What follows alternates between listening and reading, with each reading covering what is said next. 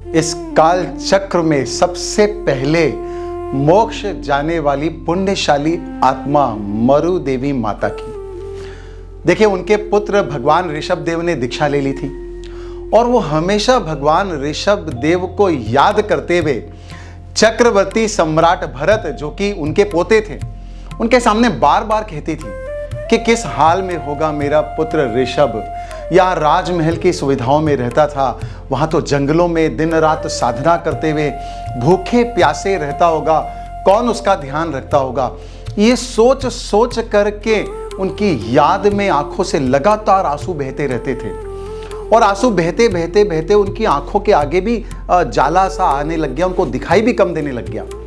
और एक दिन चक्रवर्ती सम्राट भरत उनके पास आए और खुशी से बोले कि दादी जी, आप जिनके अपने पुत्र की याद में इतने आंसू बहाते हो, आज उनको केवल ज्ञान हो गया है, वो सर्वज्ञ बन गए हैं और संसार के समस्त देवी देवता भी उनका केवल ज्ञान महोत्सव मना रहे हैं। एक बार जा करके चलिए मेरे साथ और उनकी रिद्धि के दर्शन कीजिए।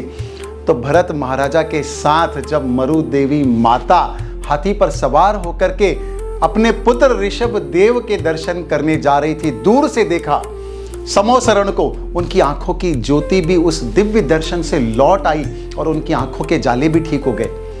और जब उन्होंने देखा ऐसा दिव्यतम श्रेष्ठतम समोसरण, तीनों लोकों के समस्त देवी देवता इंद्र भगवान की भक्ति कर रहे हैं, ऋषभ देव की भक्ति कर रहे हैं, ये सोचते सोचते उनके मन के अंदर का जो मोह था वो पूरा का पूरा खत्म हो गया।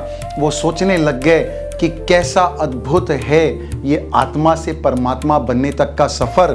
और ऐसी भावधारा में वो उच्च चढ़ते गए कि वहीं उसी क्षण उनको केवल ज्ञान प्रकट हो गया और उनकी आत्मा उसी समय मोक्ष में पधार गई।